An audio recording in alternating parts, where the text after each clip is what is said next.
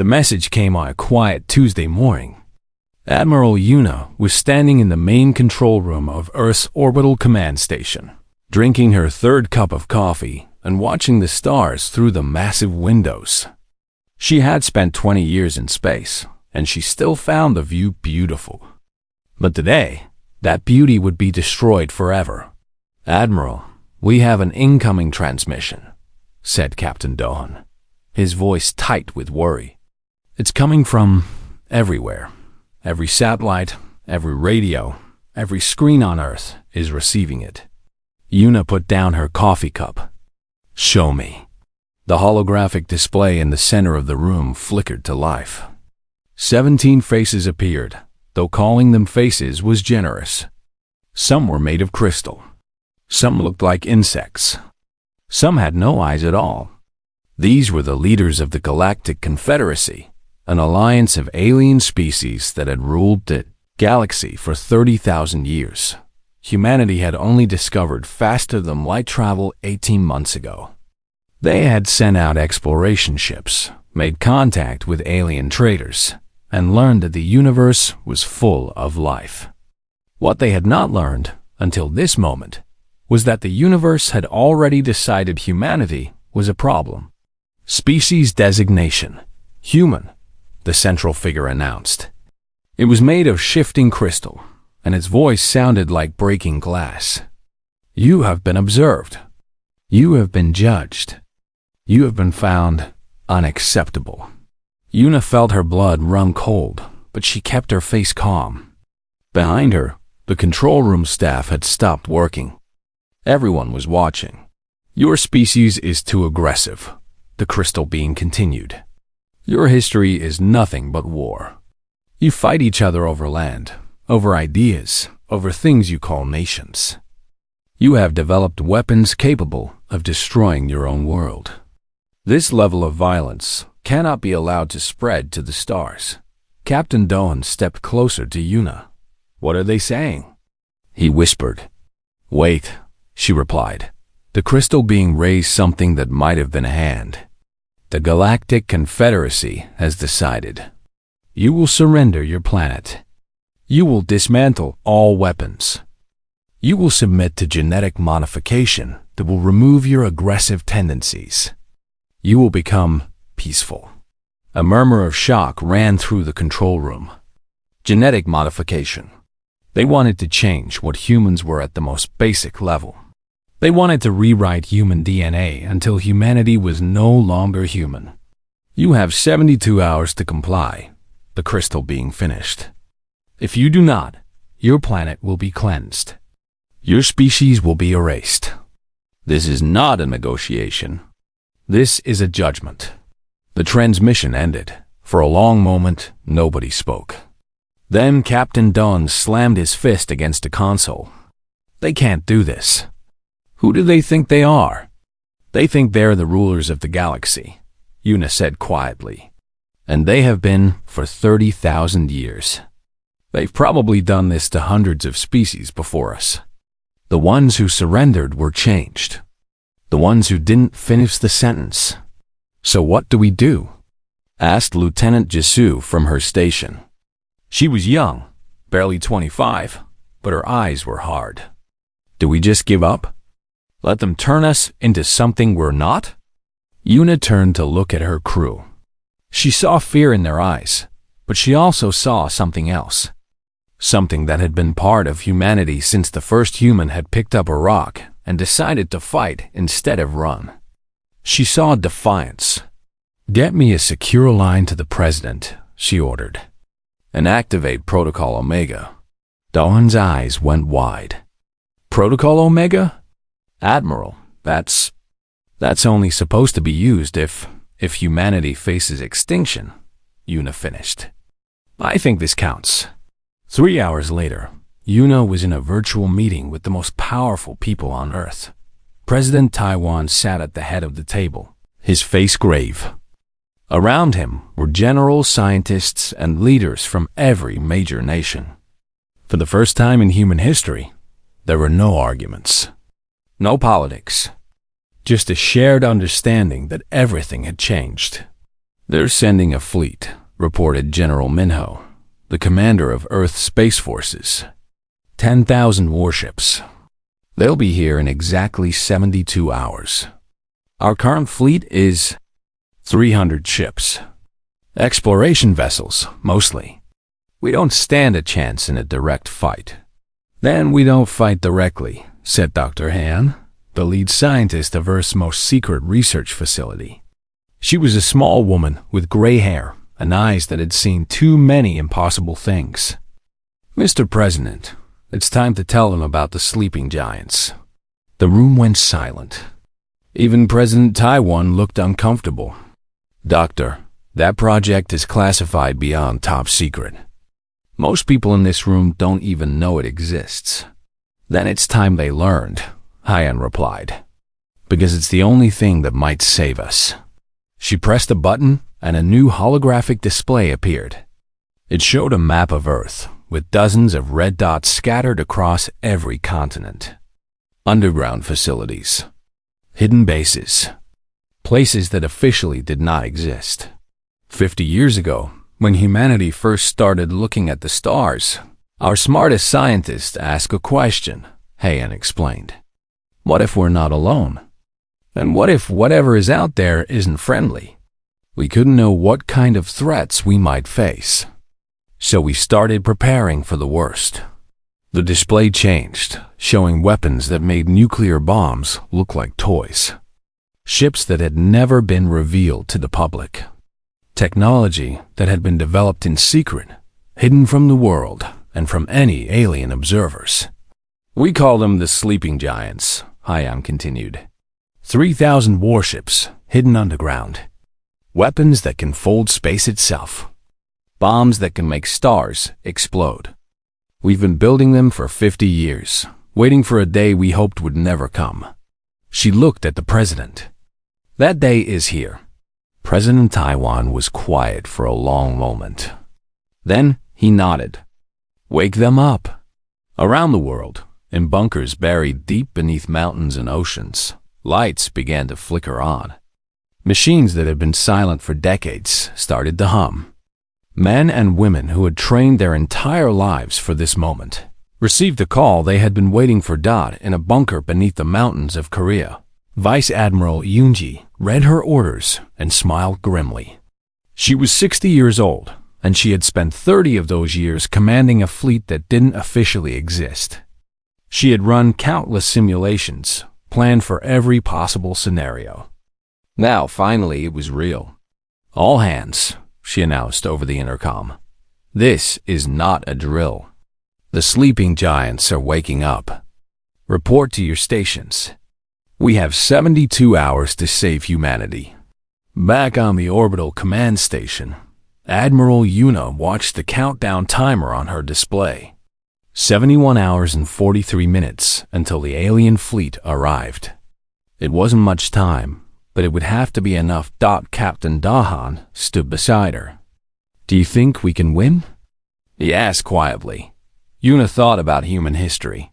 She thought about all the times her people had faced impossible odds and refused to surrender.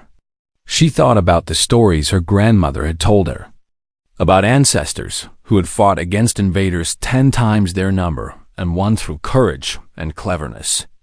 "They made a mistake," she said finally. "They looked at our history and saw violence. They saw war. They thought that made us primitive, dangerous, something to be fixed or destroyed." She turned to face Doan, and there was fire in her eyes.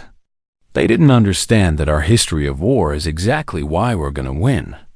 We've been fighting for survival since the first humans stood up on 2 legs. It's what we do. It's who we are." She looked back at the stars, at the darkness where 10,000 enemy ships were racing toward Earth. "They wanted a war," she said. "They're going to get one. And they're going to learn why you should never, ever threaten humanity." The countdown continued. 71 hours. 70. 69. And deep beneath the surface of Earth, the sleeping giants began to rise. The 72 hours passed faster than anyone expected. On Earth, there was no panic. No riots in the streets. No chaos. Instead, there was something that surprised even the humans themselves. There was unity. For the first time in history, every nation on Earth worked together. Factories that had been making cars started making weapons. Scientists who had spent their careers competing with each other now shared everything they knew. Old enemies became allies overnight. Because when something threatens to destroy all of humanity, the things that divide humans suddenly seem very small. President Taiwan addressed the world 1 hour before the alien fleet was scheduled to arrive. He stood in front of a simple podium with no flags behind him. Just a view of Earth from space. They have given us a choice, he said, his voice calm and steady. Surrender and become something we are not. Or fight and risk everything. He paused and looked directly into the camera. We choose to fight. Not because we love war, but because we love who we are. We love our children, our families, our dreams. And we will not let anyone take those away from us. Across the planet, 7 billion people watched. Some cried. Some cheered. But all of them felt the same thing in their hearts. A fire that had been burning in humanity since the beginning. A refusal to give up, no matter how bad things looked. On the moon, Commander Jisoo sat at her monitoring station, watching her screens with tired eyes. She had not slept in 30 hours. None of them had. She was tracking the enemy fleet, counting down the minutes until they arrived. Contact, she announced suddenly. They're here. Dropping out of hyperspace at the edge of the solar system. On her screen, 10,000 red dots appeared. The Galactic Confederacy's armada. The combined might of 17 alien civilizations. Each dot was a warship, and each warship was bigger than anything humanity had ever built. God help us, whispered one of her technicians. God helps those who help themselves, Jisoo replied. She opened a channel to Earth. Admiral Yuna, the enemy fleet has arrived. 10,200 warships confirmed. They're heading straight for Earth. No attempts at communication. On the orbital command station, Admiral Yuna nodded grimly. Understood. Time to show them what they're dealing with. She switched to a different channel. Vice Admiral Yunji, you're clear to launch. Deep beneath the surface of Earth, Vice Admiral Yunji smiled. She was sitting in the command chair of the HSS Unbreakable, the flagship of humanity's secret fleet. Around her, 3,000 warships waited in underground hangars, their engines warm and ready. All ships, this is Vice Admiral Yunji, she announced. We have trained for this day. We have prepared for this day. Now it's time to show the galaxy what humanity can do. Launch. Across every continent, the ground began to shake. Mountains split open. Ocean floors cracked apart. And from the depths of the earth, humanity's sleeping giants rose into the sky. The alien admiral watched his sensors in confusion. He had expected to find a primitive species with a handful of ships. Instead, he was seeing thousands of vessels rising from the planet below. Ships that hadn't been there a moment ago. Ships that his intelligence report said didn't exist. What is this? He demanded. Where did these ships come from? Unknown, Admiral, his science officer replied, his voice trembling. They appear to have been hidden underground. We had no idea they existed. It doesn't matter, the Admiral said, though his confidence was starting to crack. We still outnumbered them 3-1. All ships, advance. Destroy them.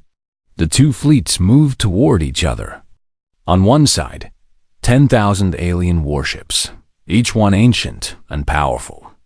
On the other side, 3,000 human vessels, new and untested. The galaxy was watching, waiting to see humanity crushed like so many species before them. They were about to be very surprised. Vice Admiral Yunji stood at the center of her bridge, watching the enemy fleet grow larger on her main screen. Her crew was nervous. She could see it in their faces, in the way their hands shook over their controls. They had trained for years, but training was not the same as real combat. "Listen to me," she said, her voice cutting through the tension. "I know you're scared. I'm scared too. But fear is not weakness. Fear is what keeps us sharp. Fear is what makes us fight harder." She pointed at the enemy fleet. "They think we're just another primitive species to be conquered. They think this will be easy. Let's show them how wrong they are." She turned to her weapons officer, a young man named Kyung-soo, who had spent 10 years learning every weapon system humanity had ever created. "Lieutenant Kyung-soo, prepare the gravity lance." Kyung-soo's eyes went wide. The gravity lance was humanity's most powerful weapon. It could fold space itself, crushing anything in its path into a ball smaller than a fist. They had never used it in real combat before. They had never needed to. "Gravity lance ready, Admiral," he reported. "Pick a target. Any target." Kyung-soo chose 3 alien warships near the front of the enemy formation. He locked onto them, said a quiet prayer, and pressed the button. Space itself seemed to twist. The 3 alien warships, each 1 kilometer long, suddenly collapsed inward. In less than a second, they went from mighty vessels to crushed metal spheres, no bigger than a basketball. Then even those spheres vanished, pulled into a point of infinite gravity. For a moment, both fleets stopped moving. Even the human crew stared at their screens in disbelief. They had known the gravity lance was powerful, but seeing it work was something else entirely. On the alien flagship, the Admiral watched his sensors in horror.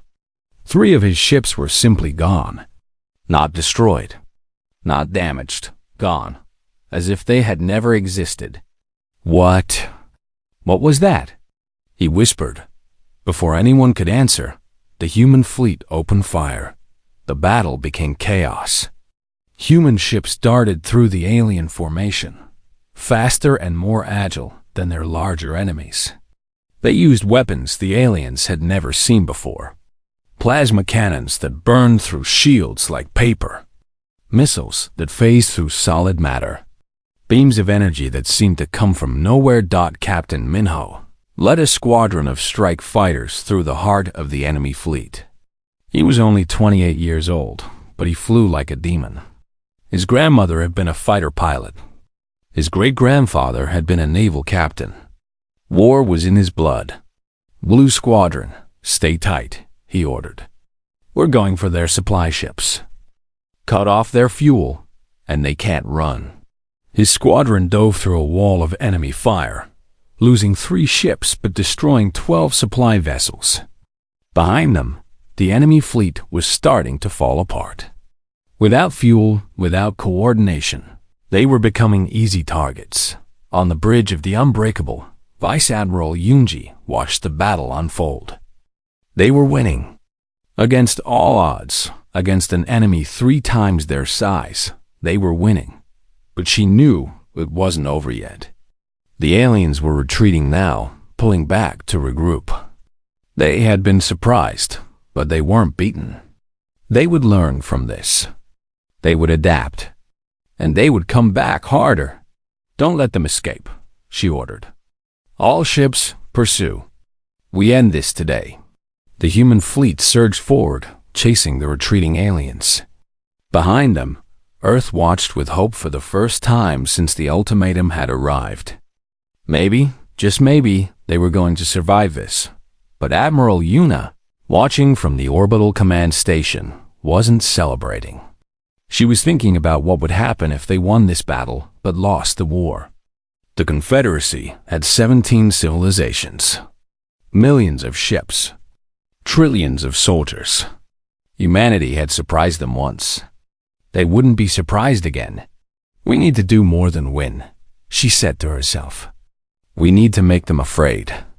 So afraid that they never come back." She thought about Project Omega, about the weapon Dr. Heian had been building. A weapon so terrible that even Yuna was afraid of it. A weapon that could destroy stars. Let's hope it doesn't come to that, she whispered. But deep down, she knew it probably would. The Galactic Confederacy had fought wars for 30,000 years. They had conquered hundreds of species. They had rules for how war was supposed to work. Fleets would meet in open space. They would fight until one side surrendered. Civilians were never targeted. Prisoners were treated with respect. It was almost like a game, with clear rules that everyone followed. Humans did not follow these rules. On the third day of the battle, the alien admiral gathered his remaining commanders for a meeting. They had lost 2,000 ships in the first 2 days. 2,000 out of 10,000. Against a species that had only been in space for 18 months. It was humiliating. They fight like animals, one commander complained. His species looked like tall insects, and his wings buzzed with anger. They don't follow any of the standard engagement patterns. They attack from behind. They hit our weak points. They retreat and then attack again from a different direction. There's no honor in it. Honor is for species who can afford it, the admiral replied grimly. These humans can't afford it. So they fight to win, not to look good. Another commander spoke up. That's not the worst part. Have you seen the reports from the ships they've boarded? The room went silent. Yes, they had all seen the reports. And none of them wanted to talk about it. While the main fleets fought in space, small teams of humans had been sneaking onto alien ships. They called it Special Forces. The aliens called it Horror. Captain Sujin led one of these teams. She was 42 years old, with short gray hair and scars on her hands from a lifetime of combat training. Her team consisted of 5 soldiers, all of them volunteers who knew they might not come back. They had boarded an alien carrier ship during the chaos of battle. Now they moved through its corridors like ghosts, silent and deadly. Remember the mission, Sujin whispered through her helmet radio. We're not here to capture this ship. We're here to destroy it. Plant the charges on the reactor core, then get out. Her team moved efficiently, killing any aliens they encountered before they could raise an alarm. The aliens were bigger and stronger, but humans had something they didn't. Thousands of years of practice at killing things bigger and stronger than themselves. Sergeant Bora, the youngest member of the team, planted the explosive charges around the ship's reactor. Her hands were steady, even though her heart was pounding. She had trained for this for years, but nothing could prepare you for the real thing. Charges set, she reported. 30 minutes until detonation. Good, Sujin replied. Now let's get out of here. They almost made it. They were 10 meters from their escape pod when an alarm started blaring. An alien soldier had found the bodies they'd left behind. Run, Sujin ordered. The team sprinted through the corridors, aliens chasing them from behind. Private Junho, the team's heavy weapons specialist, turned and fired back at their pursuers, buying the others time to escape. Go, he shouted. I'll hold them off. Sujin wanted to argue, but she knew he was right. If they all stayed to fight, they would all die. She grabbed Bora's arm and pulled her toward the escape pod. We can't leave him, Bora screamed. He's already dead, Sujin replied, her voice breaking. Don't let his sacrifice be wasted. They reached the escape pod and launched just as the ship's reactor exploded. Through the small window, they watched the alien carrier break apart, taking Private Junho and 1,000 enemy soldiers with it. Across the battlefield, similar scenes played out. Human Special Forces teams boarded 47 enemy ships and destroyed them from the inside. It was a tactic the aliens had never seen before. They didn't know how to defend against it. The alien admiral was losing his mind. Every time he thought he understood what the humans were doing, they did something new. They didn't fight like a military. They fought like survivors. Like prey that had decided to become predators. Pull back, he ordered finally. Regroup at the edge of the solar system. We need to rethink our strategy. But the humans didn't let them pull back. Lieutenant Minho led his fighter squadron in a daring attack on the enemy's navigation systems. While the main fleet kept the aliens busy, his small team destroyed the satellites and beacons that the alien ships needed to navigate through hyperspace. Navigation targets destroyed, he reported. They can't run anymore. They're stuck here with us. On the bridge of the Unbreakable, Vice Admiral Unji allowed herself a small smile. Good. Now let's finish this. But Captain Dahan, who had transferred from the orbital command station to help with the battle, looked worried. Admiral, we've taken heavy losses too. We started with 3,000 ships. We're down to 2,000. And the enemy still has almost 7,000. I know, Yunji replied. But we have something they don't. What's that? Yunji turned to look at him, and there was something ancient in her eyes. Something that had been passed down through generations of warriors. From the first humans who had fought with sticks and stones to the soldiers who now fought with starships and gravity weapons. We have no choice, she said. They can retreat to their home worlds. They can call for reinforcements. They can give up and go home. We can't. This is our home. Our only home. If we lose here, we lose everything. She looked back at the battlefield. That makes us dangerous. On Earth, Dr. Heian worked without rest in her underground laboratory. She was building something terrible, something she hoped would never be used.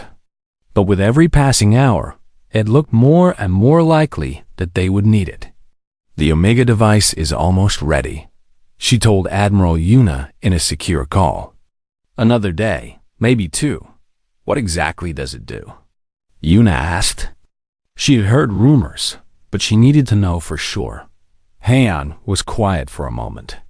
When she spoke, her voice was heavy with regret.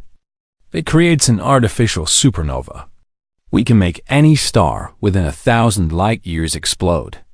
Every planet around that star would be destroyed. Billions of lives, gone in an instant. Yuna felt sick. That's genocide. Yes, Heian agreed. It is. But if we lose this war, our entire species is dead. Every man, woman, child on Earth. Every dream we ever had. Everything we could ever become. She paused. Is saving humanity worth becoming monsters? Yuna didn't answer. She didn't know the answer. In space, the battle continued. The humans fought with everything they had, using every trick, every strategy, every desperate tactic they could think of. They were outnumbered. They were outgunned. But they were not outfought. By the end of the third day, the alien fleet had lost half its ships. 5,000 vessels destroyed or disabled. The humans had lost 800. The numbers were still against them, but the gap was closing. And more importantly, something had changed in the aliens. They were afraid now. They had come to Earth expecting an easy victory. Instead, they had found a nightmare. They don't surrender, one alien captain reported to the admiral. We disabled one of their ships, and instead of giving up, they rammed it into our flagship. They killed themselves just to hurt us. The admiral said nothing. He was beginning to realize that they had made a terrible mistake. They had come to destroy humanity. But humanity was not a species that could be destroyed. They were a species that would rather burn the entire galaxy than kneel, and that made them the most dangerous enemy the Confederacy had ever faced. On the 5th day of the war, the alien fleet made one final desperate attempt to reach Earth. They had started with 10,000 ships. Now they had fewer than 4,000. But 4,000 warships was still enough to glass a planet, to burn every city and kill every living thing on the surface. If they could just get past the human fleet, they could still win. The alien admiral gave the order at dawn, Earth time. All ships, maximum speed. We break through their lines and head straight for the planet. We end this now." The remaining alien ships surged forward in a massive wave. They weren't trying to fight anymore. They were trying to run. To get past the human defenders and rain fire on the world below. Vice Admiral Yunji saw them coming. "They're making a run for Earth," she announced to her fleet. "All ships form a defensive line. Nothing gets through. Nothing." The human fleet spread out, creating a wall of ships between the aliens and Earth. They were outnumbered 2-1 now, but they had one advantage. They were defending their home. They would not move. The two fleets met in a collision that lit up the solar system. Ships exploded on both sides. Thousands of lives ended in seconds. But the human line held. On the bridge of the Unbreakable, Yunji fought her ship like a warrior from ancient times. She dodged enemy fire, returned shots with deadly accuracy, and somehow kept her crew alive through the chaos. Port shields failing. Someone shouted. "Reroute power from the secondary systems," Yunji ordered. "Enemy ship on approach, 3 o'clock. Take it out." "Admiral, we've lost the Dauntless and the Resolute." Yunji closed her eyes for just a moment. The Dauntless had been commanded by her best friend. The Resolute had carried 500 crew members, most of them barely out of training. Gone. Just like that. "Keep fighting," she said, forcing the grief down into a place where it couldn't hurt her. "Not yet. We mourn later. Right now, we survive." While the fleets battled in space, a different kind of war was being fought on the alien flagship. Sergeant Kyung-soo had volunteered for the mission. So had 99 other soldiers. They all knew they probably wouldn't survive. But if they could take the enemy flagship, they could end the war in one stroke. Their boarding pods had launched during the chaos of the battle, small and fast enough to slip through the enemy's defenses. Now they were inside the flagship, fighting their way toward the bridge. The aliens were big. Some of them were 3 meters tall, with 4 arms and skin like armor. But the humans were faster. They were meaner. And they had spent their entire evolutionary history learning how to kill things bigger than themselves. Kyung-soo moved through the corridors with his squad, putting down aliens with precise shots to their weak points. They had studied the enemy's anatomy. They knew where to shoot. "Bridge is 2 levels up," reported Private Soman, checking her scanner.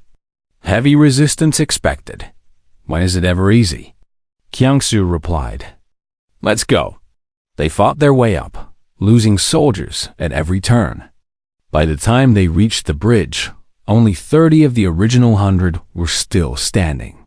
But they had made it. The door to the bridge was sealed, protected by the strongest locks the aliens had.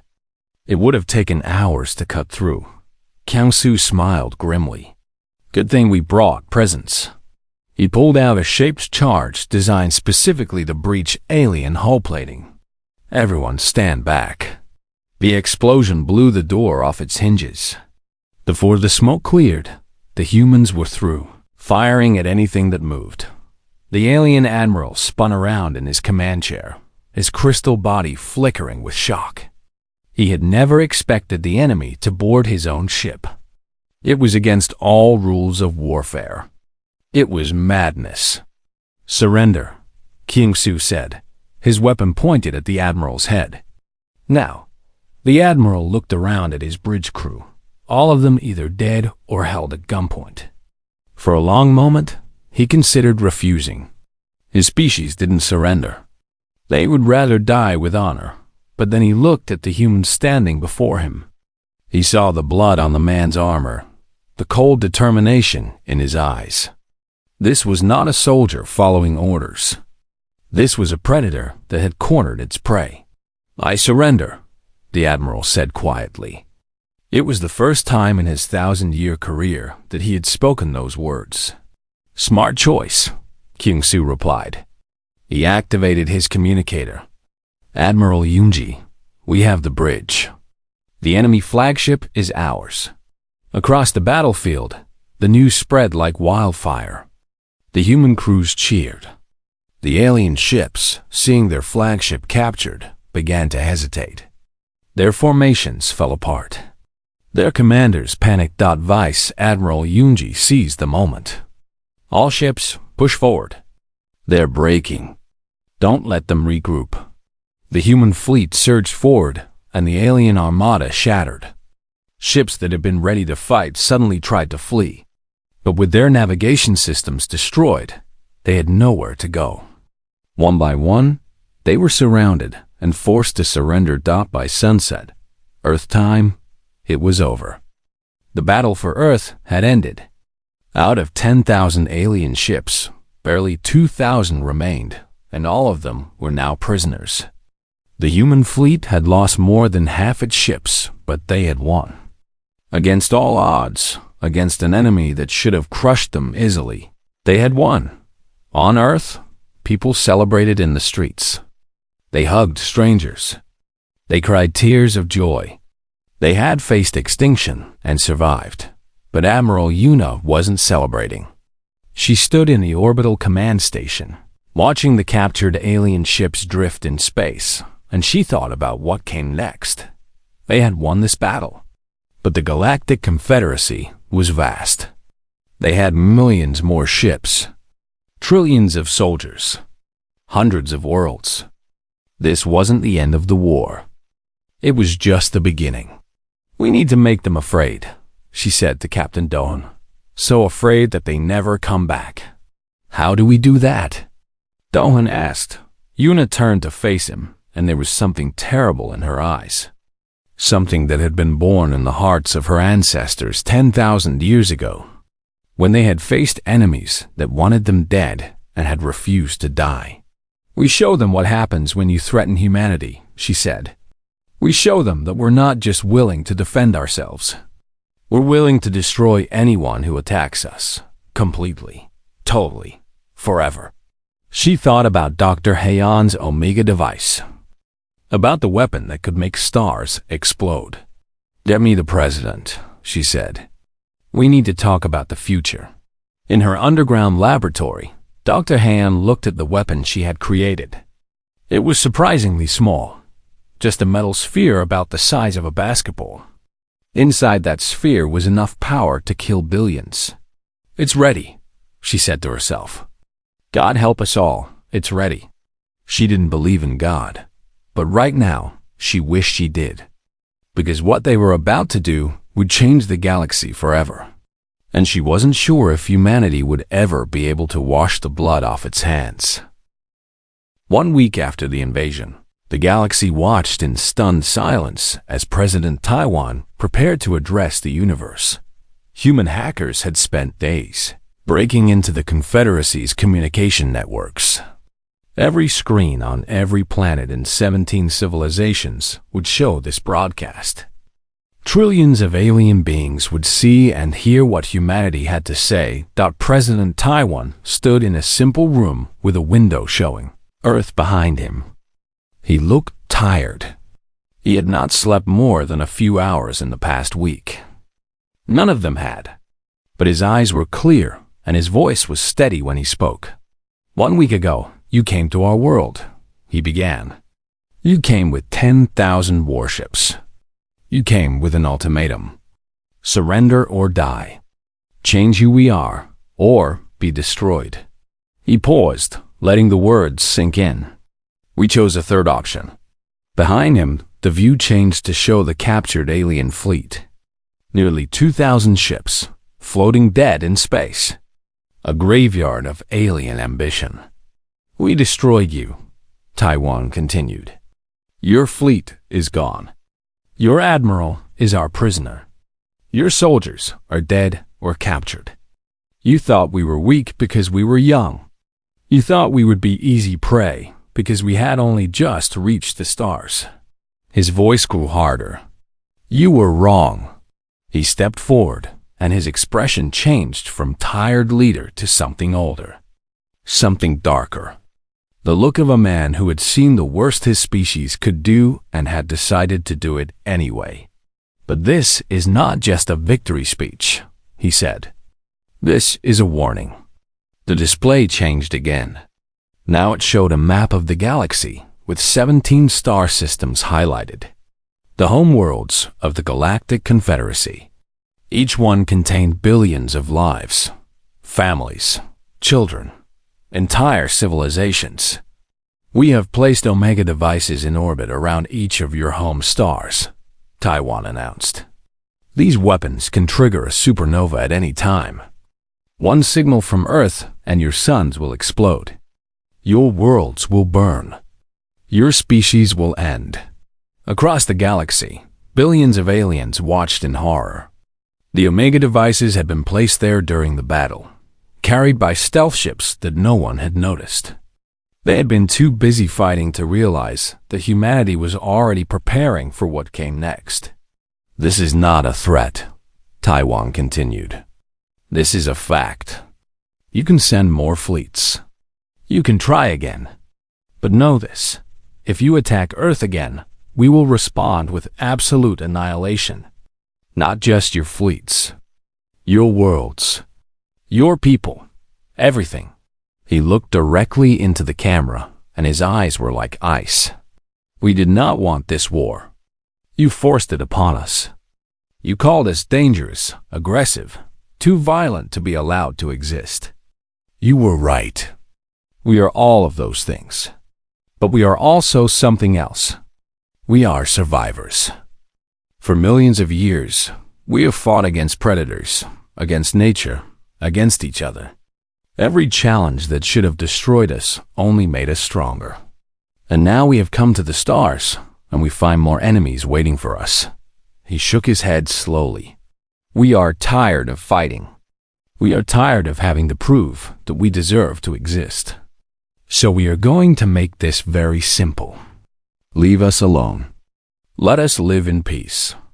Trade with us, talk with us, treat us as equals. And we will be the best friends the galaxy has ever seen. We will share our technology, our art, our dreams. We will help you build a better future.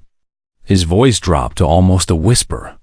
But if you threaten us again, if you try to destroy us, enslave us, or change who we are, we will burn your worlds to ash. We will salt the stars. We will make sure that no one anywhere ever forgets what happens when you make an enemy of humanity. The broadcast ended. Across the galaxy, 17 civilizations sat in stunned silence. They had ruled the stars for 30,000 years. They had conquered hundreds of species. They had never, in all that time, faced anything like this. The humans were not just dangerous. They were terrifying. They were willing to commit genocide to protect themselves. They were willing to destroy everything, including their own souls. If that's what survival required, then the Galactic Confederacy surrendered. Unconditionally 3 days later, the peace treaty was signed on Earth, in a small town in Korea where Admiral Yuna had grown up. It seemed fitting. The war had started with an ultimatum. It ended with humanity dictating terms. The Confederacy's fleets were dismantled. Their weapons were destroyed.